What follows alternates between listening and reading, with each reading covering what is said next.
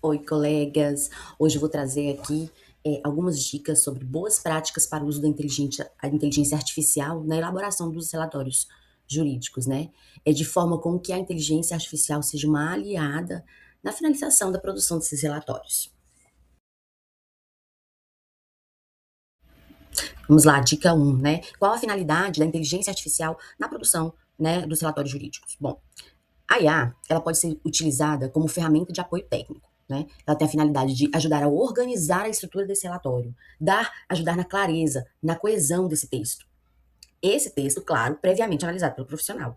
Então, ela é uma revisão com linguagem mais técnica, uma revisão formal. Ela não vai substituir a análise clínica do profissional, aquela análise feita profissional com técnicas, com instrumentos, né? Essa responsabilidade é do profissional.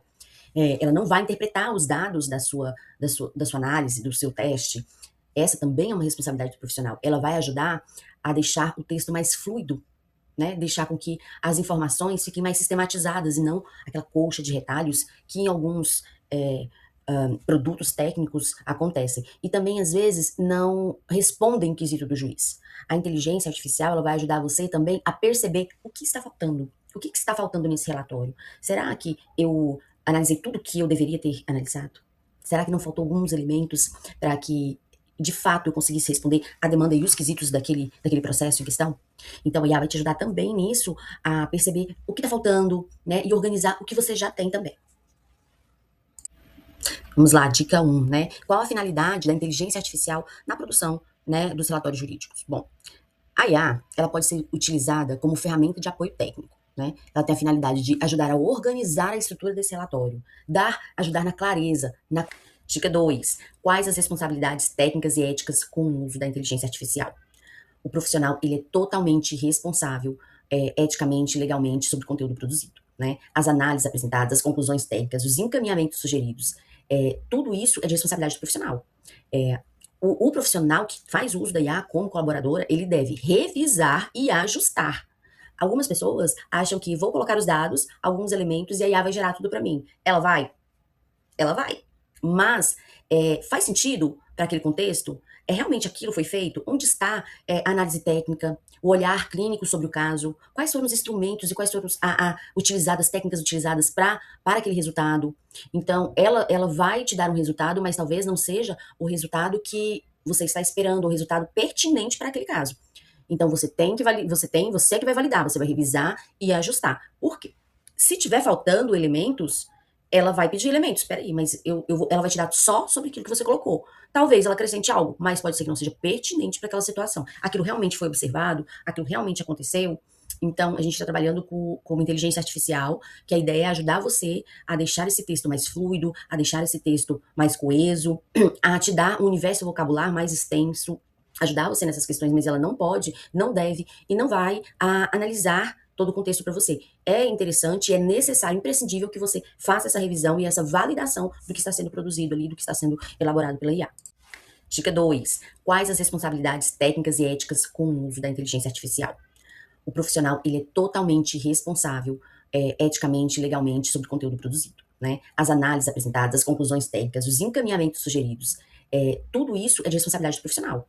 É, Dica 3, e muito importante, como proteger os dados, sigilo e confidencialidade do outro. O outro é aquele sujeito que está sendo avaliado no processo jurídico, certo? Então, não usar de forma alguma identificações das partes, né, envolvidas, nomes. Então, existe uma forma de você abreviar, colocar uma letra, não usar o nome e informações sensíveis que possam permitir que outras pessoas, né, identifiquem, diria assim, aquele sujeito. Então, documentos, número de processo, dados, nomes completos, endereços, telefones. Então, é interessante que você já tenha toda uma forma de sistematizar que não expõe esse sujeito. Afinal, a inteligência artificial ela vai ajudar você na organização desse texto. Ela não vai fazer nem fazer uma pesquisa sobre o sujeito para você. Então, é um sigilo profissional. Isso não é negociável, né? Independente da ferramenta utilizada, não se deve expor o sujeito de maneira alguma. Nós trabalhamos com prompts, né? Já para IA, onde não se coloca essas informações mais sigilosas. Então, tudo é muito, a gente coloca fictício, para que a gente possa conduzir esse relatório de uma forma muito mais segura e também exigir que o profissional releia tudo aquilo e vá acrescentando o seu olhar clínico e vá compreendendo uma forma nova de escrever e aumentando o seu universo vocabular, que vá explorando uma linguagem mais técnica. Ele não só vai ter aquele texto mais elaborado, mas ele vai aprender e se familiarizar com aquela nova maneira, com aquela forma de escrever, além de corrigir, validar, identificar erros e ter realmente uma construção de aprendizado com a IA. Não só uma colaboração, mas uma construção de aprendizado, de produção técnica ali com o uso dessa ferramenta. Dica 3, e muito importante, como proteger os dados, sigilo e confidencialidade do outro. O outro é aquele sujeito que está sendo avaliado no processo jurídico, certo? Então, não usar de forma alguma identificações das partes, né, envolvidas, nomes. Então, existe uma forma de você abreviar. Dica 4, parece um pouco repetitivo, mas é muito importante falar sobre isso. Os limites, né, éticos também, né, os limites do uso da inteligência artificial. Principalmente em questões de relatórios psicológicos, né, a IA, ela não vai dar diagnóstico, né, embora com os dados que você colocar lá, ela possa te dar ideias, hipóteses, certo? Mas ela não vai substituir e ela não deve substituir de forma nenhuma a entrevista técnica, a escuta do profissional, a observação do profissional. Essa interferência técnica deve ser fruto do seu trabalho, do trabalho humano. Então, o que foi observado, essa análise clínica, essa análise profissional, as técnicas que você utilizou, ela é extremamente importante na construção desse relatório. Você vai transportar, vai colocar, transcrever, né? Tudo isso que você fez, todas essas entrevistas, esses instrumentos que você utilizou, as visitas, né? A escuta, tudo isso que foi observado, essa análise técnica, ela é colocada na IA para essa produção de um texto mais coeso, ou a substituição de palavras e de uma formulação de ideias que às vezes podem ficar perdidas. Mas ela não vai fazer ela não vai utilizar as técnicas por você. Então, você é a referência principal. Ela é uma aliada, uma ajudante na elaboração do relatório, não na elaboração da análise. Dica 4, parece um pouco repetitivo, mas é muito importante falar sobre isso. Os limites, né, éticos também, né, os limites do uso da inteligência artificial. Principalmente em questões de relatórios psicológicos, né, a IA, ela não vai dar diagnóstico. Dica 5, digo que uma das mais importantes e a primeira quando se vai trabalhar com o processo, né, que é a neutralidade e imparcialidade na prevenção de vieses, na análise e elaboração de relatórios. Bom, o profissional, ele já vem carregado de ideias, de crenças, né, dos seus valores, e nesse contexto, o profissional ele deve manter uma postura muito neutra, técnica e imparcial, desde a leitura ali do processo. Eu sei que nada sei. Então, a IA pode trazer alguns elementos que não traz essa imparcialidade. Então, é importante que o profissional venha corrigir qualquer conteúdo que a IA venha produzir que induza julgamento moral, que tome partido, que reforce estigmas ou preconceitos, que foge, né, da questão ética do profissional. Então, você tem que fazer uma vigilância, né, tecnológica ali. Por quê?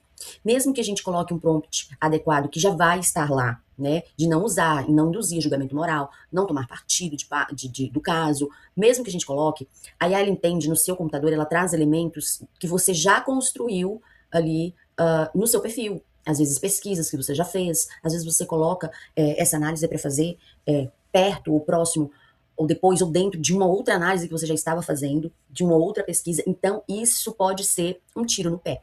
Então, sempre ter um lugar, uma pastinha especial, a gente ensina a fazer isso, tá?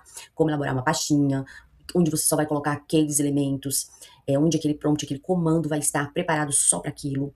Então, isso é muito importante vocês perceberem essas sugestões que podem dar sinais de que a IA está tomando um partido ou ela está fazendo algum julgamento moral, tá ok? Nem do profissional e nem da inteligência artificial. Dica 5, digo que uma das mais importantes e a primeira quando se vai trabalhar com o processo, né, que é a neutralidade e imparcialidade na prevenção de vieses, na análise e elaboração de relatórios. Bom, o profissional, ele já vem carregado de ideias, de crenças, né, dos seus valores, e nesse contexto, o profissional ele deve manter uma postura. E eu fecho com a dica 6, que eu digo que é o seu compromisso profissional com a inteligência artificial, né, na elaboração desses relatórios. Quando você inicia esse processo, você tem que estar, né, ciente de que existem uns limites éticos e técnicos, né, e comprometer com essa qualidade, com essa responsabilidade desse documento. Então, conhecer a tecnologia é importante, mas para usá-la como um apoio e não para substituir a sua atividade profissional. Eu espero que tenham gostado. Se quiserem mais conteúdos como esse, me sigam no Instagram, participe da nossa comunidade de psicologia jurídica. E no curso de relatórios jurídicos EIA, eu ensino como colocar certinho esses prompts, ensino os prompts adequados, como montar sua pastinha dentro do ChatGPT para que isso tudo não fique solto e muito difícil de localizar, e com muitas informações para a IA, para que ela não tenha um rumo, né, não se direcione para realmente aquilo que é necessário e importante nessa sua avaliação, nesse seu aprendizado, nessa elaboração do relatório. Até mais, beijo.